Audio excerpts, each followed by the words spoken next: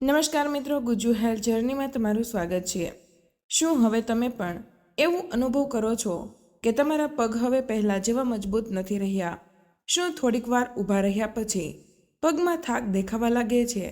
પગથિયા ચડવાથી હવે બીક લાગવા લાગી છે અને ક્યારેક મનમાં એવા પ્રશ્નો ઉત્પન્ન થાય છે, શું હું હવે આગળના વર્ષોમાં મારા પગ ઉપર ઊભો રહી શકીશ કે નહીં? જો તમારો જવાબ હા હોય તો આ વિડીયો ફક્ત એક જાણકારી જ નથી, પરંતુ આ વિડીયો તમારા આત્મનિર્ભરતાની એક ચાવી બની શકે છે। જે હા મિત્રો, ભલે પછી તમારી ઉંમર 60 વર્ષ હોય કે 90 વર્ષ હોય, જો તમે તમારા શરીરને દરરોજ જરૂરી પોષક તત્વો આપવાનું શરૂ કરી દો છો, જે પોષક તત્વોની વાત હું આગળ કરું છું, તો તમારા પગની અંદર તે તાકાત ફરીથી જોવા મળી શકે છે, જે તાકાતને તમે વર્ષો પહેલાં અનુભવી હતી।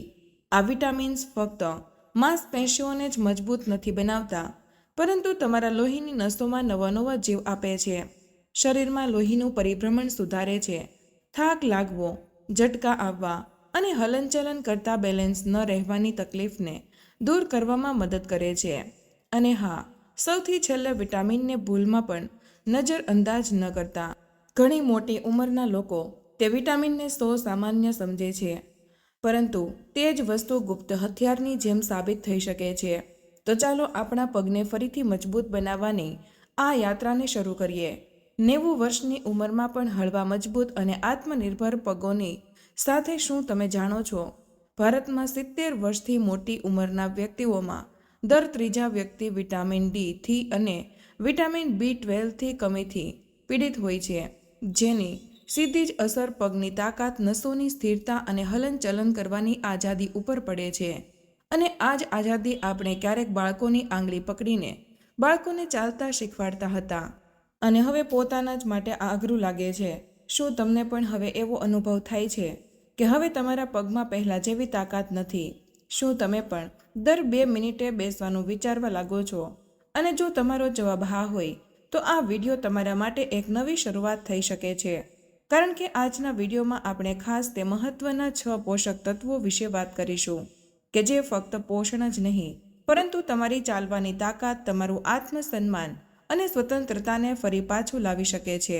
અને હા, આ કોઈ મોંઘી દવાઓ નથી, આ નાની નાની વસ્તુઓ છે જે તમારી ભોજનની થાળીમાં બદલાવ લાવીને 90 વર્ષની ઉંમરે તે મજબૂતી આપી શકે છે, જે મજબૂતી તમારે જીવન જીવવા માટે જોતી હતી। અને ફક્ત જીવતું રહેવા માટે જ નહીં, તો સૌથી પ્રથમ વિટામિન આવે છે વિટામિન ડી, હાડકાંઓનું રક્ષણ। શું તમને ક્યારેય લાગ્યા વગર પડવાનો ડર અનુભવ્યો છે, અથવા તો પગમાં અચાનકથી નબળાઈ, થાક લાગવો, અથવા તો રાતના પગ દુખવા? અને જો તમારો જવાબ હા હોય તો આ ફક્ત ઉંમરની અસર નથી, આ તમારા શરીરમાં વિટામિન ડીની કમીનું લક્ષણ હોઈ શકે છે। વિટામિન ડી શા માટે મોટી ઉંમરના વ્યક્તિઓ માટે જરૂરી હોય છે? વિટામિન ડી કોઈ સામાન્ય વિટામિન નથી, આ હાડકાંઓની મજબૂતાઈ, માંસપેશીઓની તાકાત માટે અને સંતુલનની ઓળખાણ છે। વૃદ્ધાવસ્થામાં જ્યારે આપણા હાડકાંઓ જરૂરી માત્રામાં કેલ્શિયમ ગ્રહણ નથી કરી શકતા, એ સમયે વિટામિન ડી તેને મજબૂતાઈ આપવાનું કાર્ય કરે છે। આના વગર પડવાનો ખતરો વધી જાય છે, પગની માંસપેશીઓ નબળી પડી જાય છે અને હાડકાંઓ અંદરને અંદર ખોખલા થવા લાગે છે। સત્ય વાત તો એ છે કે 70 વર્ષની ઉંમર પછી દર 2 માંથી 1 વ્યક્તિને વિટામિન ડીની કમી હોય છે।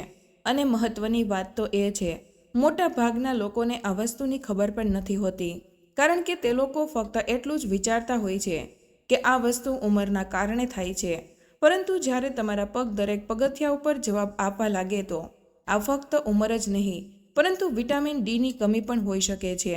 તો હવે વાત કરીએ આ વસ્તુઓનો ઉપાય શું છે? તો સૌથી સરળ અને સૌથી કુદરતી છે સવારનો કૂણો તડકો।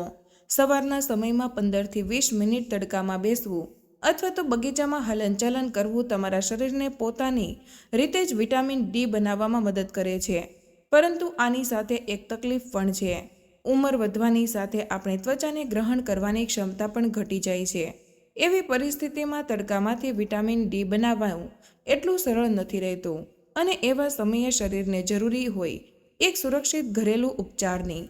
અને ઘરેલું ઉપચારમાં આવે છે કોડ લીવર ઓઇલ અથવા તો દેશી ઘી। 1 ચમચી કોડ લીવર ઓઇલ અથવા તો દેશી ગાયનું ઘી દરરોજ લેવાથી શરીરને તે વિટામિન ડી મળે છે, જે બજારની ગોળી નથી પરંતુ કુદરતી રીતે મળે છે. આપણા વડીલો પહેલાં કહેતા હતા, સવારના કૂણા તડકામાં બેસો અને જરૂરી માત્રામાં ઘીનું સેવન કરો, તમે તમારા હાડકાથી હેરાન નહીં થાઓ. અને આજકાલના સમયમાં વિજ્ઞાન પણ એ જ વસ્તુ કહે છે. જો તમારા પગ થાકેલા લાગતા હોય અથવા તો તમે પડવાથી બીવા લાગ્યા છો તો આજથી જ વિટામિન ડીના કુદરતી સોર્સને તમારા જીવનમાં સામેલ કરો, કારણ કે મજબૂત પગે મજબૂત આત્મનિર્ભરતાનું મૂળ છે. વિટામિન નંબર 2, વિટામિન B12 એટલે કે નસોની તાકાત. શું ક્યારેય તમને એવું લાગ્યું છે કે તમારા પગ ભારે થઈ ગયા છે? જેમ કે તમે ચાલી તો રહ્યા છો પરંતુ ચાલતા ચાલતા તમને પગ ભારે લાગે છે. થોડુંક જ ચાલવાથી તમારા પગ થાકી જવા લાગ્યા છે. વધુ ચાલ્યા વગર પણ ઘણી વખત તમારી પીંડીઓમાં હળવી ધ્રુજારી આવે છે. શું રાતના સૂવાના સમયે પગ સુન્ન થઈ ગયા હોય તેવું લાગે છે? અને જો આવું હોય તો આ તમારા શરીરને વિટામિન B12ની કમી હોઈ શકે છે. વિટામિન B12 શું કાર્ય કરે છે? તો મિત્રો, વિટામિન B12 સ્વસ્થ રક્ત કોશિકાઓ અને ચેતા કાર્ય જાળવવામાં મહત્વપૂર્ણ ભૂમિકા ભજવે છે. આ આપણા નસોનું સંચાર તંત્ર સંભાળે છે. આપણા શરીરની નસો જે મગજથી સંદેશ લે છે, પગ સુધી જતી હોય છે અને તેનું ઈંધણ હોય છે આ બધા જ વિટામિન્સ. જ્યારે આપણા શરીરમાં આ વિટામિન્સની કમી થાય છે ત્યારે પગમાં ધ્રુજારી આવવી, પગમાં થાક લાગવો અને હલનચલન કરતા શરીરનું સંતુલન બગડવું ક્યારેક ઓચિંતાનું પડી જવાનું કારણ પણ બની શકે છે. હવે વાત કરીએ મોટી ઉંમરના વ્યક્તિઓમાં વિટામિન B12ની કમી કેમ સામાન્ય છે. કારણ કે ઉંમર વધવાની સાથે આપણું પાચન તંત્ર નબળું પડે છે. ખાસ કરીને 70 વર્ષની ઉંમર પછી આપણું શરીર ખોરાકમાંથી પણ પોષણ તત્વો ધીમી માત્રામાં ગ્રહણ કરે છે. જેનો અર્થ થાય છે ભલે તમે ખોરાક સારો ખાતા હોય તેમ છતાં શરીરમાં કમી બનેલી રહેતી હોય છે. ઘરેલું ઉપચારની વાત કરીએ તો ન્યુટ્રિશન ઈસ્ટ અને દહીં દરરોજ 1 ચમચી ન્યુટ્રિશન ઈસ્ટ ભોજન સાથે મિક્સ કરી ખાઓ. આ એક શાકાહારી સ્ત્રોત છે અને સરળતાથી પાચન પણ થાય છે. દહીં અને દૂધ જેવા ખોરાક પણ વિટામિન B12 માટે ઘણા મદદગાર છે. ધ્યાન રાખજો, વિટામિન B12ની કમી ફક્ત થાક જ નથી લાવતી, આ તમારા આત્મવિશ્વાસને પણ નબળો પાડી શકે છે. એટલે જો તમારા પગ ક્યારેક ઓચિંતાના સુન્ન થઈ જતા હોય અથવા તો તમને લાગતું હોય કે હવે પહેલાં જેવી વાત નથી રહી, તો વિટામિન B12નું સેવન કરવાનું આજથી જ તમારા જીવનમાં સામેલ કરી દો. વિટામિન નંબર 3, વિટામિન C, જે ખાસ સાંધામાં ચીકણાપણ માટે હોય છે. શું તમને ગોઠણના ભાગમાં જકડન મહેસૂસ થાય છે? શું ઉઠતા બેઠતા બીક લાગે છે, જેમ કે સાંધામાં કાટ લાગી ગયો હોય?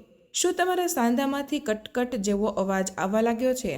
અને જો આવો અવાજ આવવા લાગ્યો હોય તો સમજવાનું કે તમારા શરીરમાં કેલ્શિયમ અને વિટામિન Cની કમી હોઈ શકે છે. વિટામિન Cનું મુખ્ય કાર્ય શું છે? આ ફક્ત શરદી ઉધરસથી બચાવતું નથી, પરંતુ આ આપણા સાંધાઓને રિપેર કરવા માટે, માંસપેશીઓને ફરીથી રચના કરવા માટે અને કોલેજન નામના પદાર્થના નિર્માણ માટે મદદરૂપ છે. કોલેજન જ એ વસ્તુ છે જે સાંધાઓ અને સ્નાયુઓને લચીલાપણો અને મજબૂતી આપી શકે છે. પરંતુ જ્યારે ઉંમર વધી જાય ત્યારે આ તૂટવા લાગે છે અને આપણો અનુભવી શકીએ છીએ ગોઠણમાં દુખાવો, સાંધાની કઠોરતા અને ચાલવામાં ભારે લાગવું. હવે વાત કરીએ મોટી ઉંમરના લોકોમાં આવું કેમ થાય.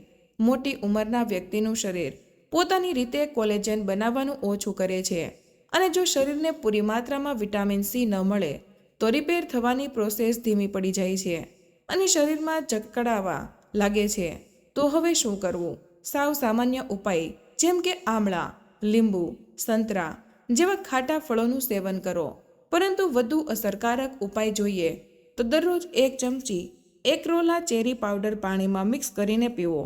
આની અંદર વિટામિન Cની માત્રા ખૂબ જ વધુ હોય છે, જે કોલેજની જરૂરિયાતને પૂર્તિ કરે છે. એક સાચા અનુભવની વાત કરીએ. રમીલાબા ઉંમર 80 વર્ષ. ગોઠણમાં એટલી તકલીફ હતી કે લાંબા સમય સુધી એક જ પરિસ્થિતિમાં બેઠા રહેતા હતા. જ્યારે તેમને દરરોજ લીંબુ પાણી અને એક્રોલા પાવડર પીવાનું ચાલુ કર્યું તો 1 મહિના પછી જ તેણે કહ્યું, હવે હું મારા ગોઠણ પકડ્યા વગર જ ઊભી થઈ શકું છું. જેમ ગોઠણમાં ફરીથી લચીલાપણું આવી ગયું હોય. યાદ રાખજો મિત્રો, વિટામિન C કોઈ ચમત્કાર નથી, પરંતુ આ તમારા શરીરને કુદરતી રીતે રિપેર કરવા માટેની તાકાત છે. તમારું શરીર હજી પણ તમારી સાથે છે, પરંતુ તમારે તેને તે વસ્તુ આપવાની છે જે શરીર ચૂપચાપ માંગે છે. Vitamin number 4, vitamin K2. હાડકાંઓની સ્થિરતા માટે. શું તમે ક્યારેય વિચાર્યું છે કે તમે કેલ્શિયમની ગોળીઓ લ્યો છો, દૂધ પણ પીતા હોય, તો પણ તમારા પગ પહેલાં જેવા મજબૂત કેમ નથી થઈ શકતા? કે તે શક્તિને હાડકાં સુધી પહોંચવા દેતા નથી કારણ કે તમારા શરીરમાં વિટામિન K2ની કમી છે. વિટામિન K2 શું કરે છે? કેલ્શિયમને સાચી જગ્યાએ પહોંચાડે છે, એટલે કે હાડકામાં જ્યાં જરૂર છે ત્યાં મોકલે છે, અને ખોટી જગ્યાએ જેમ કે ધમનીઓમાં કે સાંધામાં જતા અટકાવે છે. જો આપણા શરીરમાં વિટામિન K2ની કમી થઈ જાય તો કેલ્શિયમ ખોટી જગ્યાએ ભેગું થવા લાગે છે. પછી ભલે તમે કેટલું પણ દૂધ પી લો, તે તમારા હાડકાં મજબૂત નથી બનતા, પરંતુ ગોઠણ જામ થવા લાગે છે, પીઠમાં અકળતા આવી જાય અને પગ ભારે લાગવા લાગે છે. હવે મોટી ઉંમરના લોકો માટે આમાં ખતરો શું છે? તો સૌથી પહેલાં તો હાડકાં તૂટી જવાની બીક, ચાલવામાં બેલેન્સ બગડી જવું, સાંધાના ભાગમાં કેલ્શિયમનું જમા થવું. આના પરિણામે જકડન અને દુખાવો થાય છે. એટલા માટે વિટામિન K2 વગર કેલ્શિયમ વરદાન નથી, પરંતુ બોજ બની જાય છે. ઘરેલું ઉપચારની વાત કરીએ તો દેશી ઘી અને ગ્રાસ ફીડ બટર. દરરોજ 1 ચમચી દેશી ગાયનું ઘી અથવા તો ગ્રાસ ફીડ બટર ભોજનમાં સામેલ કરો. આના પરિણામે શરીરને કુદરતી રીતે વિટામિન K2 મળે છે અને કેલ્શિયમને સાચી જગ્યાએ પહોંચાડવામાં મદદ કરે છે. શાકાહારીઓ માટે નાટો એટલે કે આથો આપેલું સોયાબીન, સાર્વક્રાઉટ જેવી કેટલીક આથાવાળી શાકભાજી અને કેટલીક લીલા પાંદડાવાળા શાકભાજી વિટામિન K2ના સારા સ્ત્રોત હોઈ શકે છે.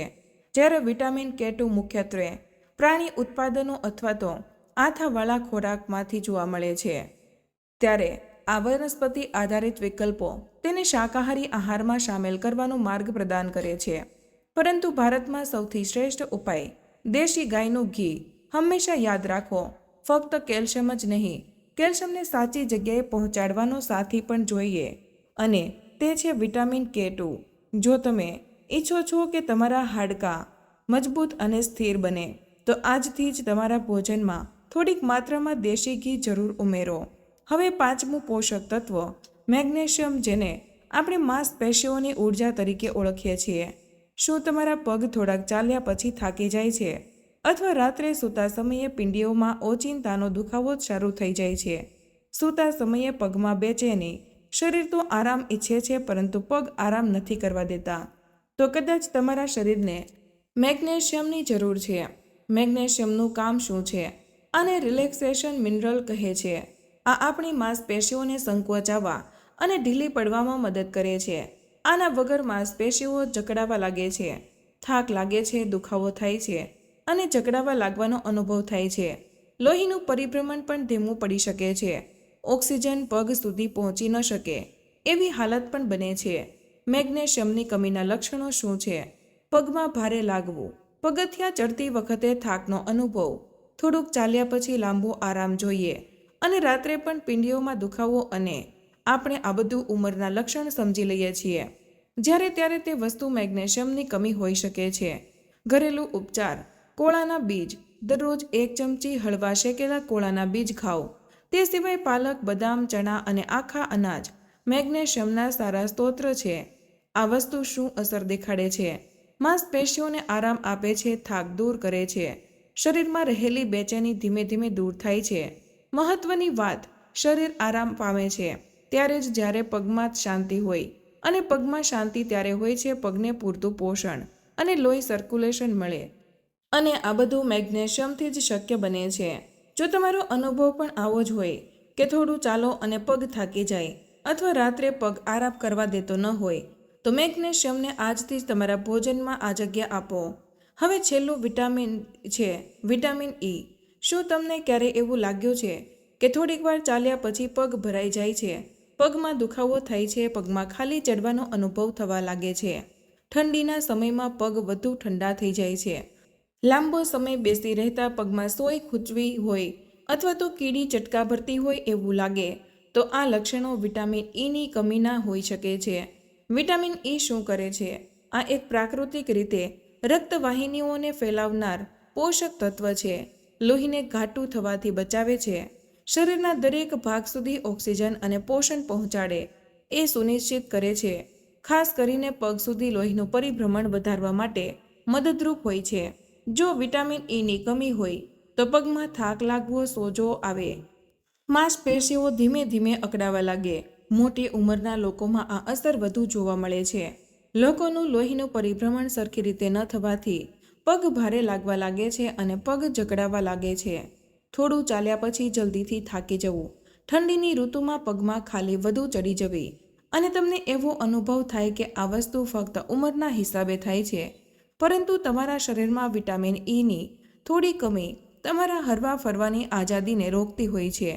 ઘરેલું ઉપાય: મોટી ઉંમરના વ્યક્તિ માટે વિટામિન ઈ વનસ્પતિ તેલ, બદામ, બીજ, લીલા શાકભાજી અને ફોર્ટિફાઈડ અનાજમાંથી મળી શકે છે. સારા સ્ત્રોતના કેટલાક ઉદાહરણ: સૂર્યમુખી તેલ, બદામ, મગફળી અને પાલક. એ નોંધવું પણ મહત્વપૂર્ણ છે કે ફળોના રસોમાં પણ અને કેટલાક ખોરાકમાં વિટામિન ઈ સામેલ થઈ શકે છે. આ પોષક તત્વો શરીરની નસોને ફરીથી ઊર્જા અને ગરમાવો આપે છે અને પગનું હલનચલન ફરીથી વ્યવસ્થિત થવા લાગે છે. નમ્ર અપીલ છે: લોહીનો પ્રવાહ જ્યારે રોકાય છે તો ફક્ત આપણી માંસપેશીઓ જ નથી થાકતી, પરંતુ આપણો આત્મવિશ્વાસ પણ તૂટવા લાગે છે. વિટામિન ઈ એ શરીરનો સાચો સહારો છે જે તમારા પગ સુધી ઊર્જા, ગરમી અને ફરીથી હલનચલન કરવા માટે પોષણ આપે છે. હવે નિષ્કર્ષની વાત કરીએ. જ્યારે આપણે આ વિડીયોની યાત્રાના અંત સુધી પહોંચ્યા છીએ તો ચાલો ફરીથી એક વખત યાદ કરી લઈએ. પગની મજબૂતાઈ ફક્ત ચાલવા માટે જ નથી હોતી, પરંતુ સન્માન, આત્મનિર્ભરતા અને સારી રીતે જીવન જીવવા માટે જરૂરી હોય છે. તમારા દરેક ડગલા, ધીમા હોય કે ઝડપી, તમારી જીવનની વાર્તાનો એક ભાગ છે. અને હવે સમય આવી ગયો છે કે તમારા ડગલાને સ્થિર, મજબૂત અને સંતુલિત બનાવવાનો. આજના વિડીયોમાં આપણે શું શીખ્યા? વિટામિન ડી તમારા હાડકાં અને માંસપેશીઓનું રક્ષક. વિટામિન બી12 લોહીની નસોનો સહારો અને પગમાં ઊર્જાનો સંચાર. વિટામિન સી સાંધાઓને રિપેર કરે છે, સોજાઓને ઘટાડે છે.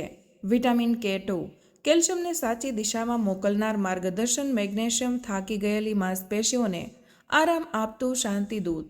વિટામિન ઈ લોહીનું ધ્યાન રાખનાર અને પગને હળવા અને મજબૂત બનાવનાર. અને આ બધી જ વસ્તુઓનો અર્થ એવો થાય છે કે જીવનને ચાલવા દેવા માટે શરીરને પોષણ આપવું પડે છે. આ બધી જ વસ્તુની સરળ શરૂઆત કેવી રીતે કરવી? દરરોજ સવારે 1 ચમચી ઘી, દેશી ગાયનું ઘી અથવા તો માખણ અને 1 ચમચી કોળાના બીજ, 2 ખજૂર અથવા તો પલાળેલી બદામ. જો ડાયાબિટીસ હોય તો ખજૂર નહીં ખાવા. અને સવારના કૂણા તડકામાં બેસીને 1 ગ્લાસ ગરમ પાણી પીવું અને ફક્ત હસવું. અને હા, આ દરરોજની રીતમાં કોઈ ફેરફાર નહીં કરવો, ફક્ત નિયમિતતાથી કરશો તો ચમત્કાર જોવા મળશે. વાર્તા કોઈ પણ હોય, પરંતુ જ્યારે પગમાં મજબૂતાઈ હોય તો મોટી ઉંમરના વ્યક્તિ પણ નાની ઉંમરના વ્યક્તિ કરતાં સારું જીવન જીવી શકે છે. જો 90 વર્ષની ઉંમરે પણ તમારા પગની અંદર હલનચલન છે તો એનો અર્થ એ થાય છે તમારામાં હજી જીવન બાકી છે. દરરોજ સવારે જ્યારે તમે 1 ચમચી પોષણ લ્યો છો ત્યારે તમે કહેતા હો છો, હું હજુ પણ ચાલવા માંગુ છું, મારા માટે અને મારા પરિવાર માટે. મિત્રો, મને આશા છે આજનો આ વિડીયો તમને જરૂર પસંદ આવ્યો હશે. અને હા, વિડીયોમાંથી તમને કંઈક ને કંઈક નવું શીખવા મળ્યું હશે. તો મિત્રો, આજના વિડીયોમાં બસ આટલું જ. આજની આ માહિતી તમને કેવી લાગી અને આ વિડીયો તમે કયા શહેરમાંથી સાંભળી રહ્યા છો તે કમેન્ટમાં જરૂર જણાવજો. વિડીયો પસંદ આવ્યો હોય તો વિડીયોને લાઈક અને તમારા મિત્રો સાથે શેર કરજો. ચેનલ પર નવા હોય તો ચેનલને સબસ્ક્રાઈબ કરવાનું ભૂલશો નહીં. મળીએ એક નવા વિડીયોમાં. ત્યાં સુધી બધાને જય શ્રી કૃષ્ણ. ધન્યવાદ.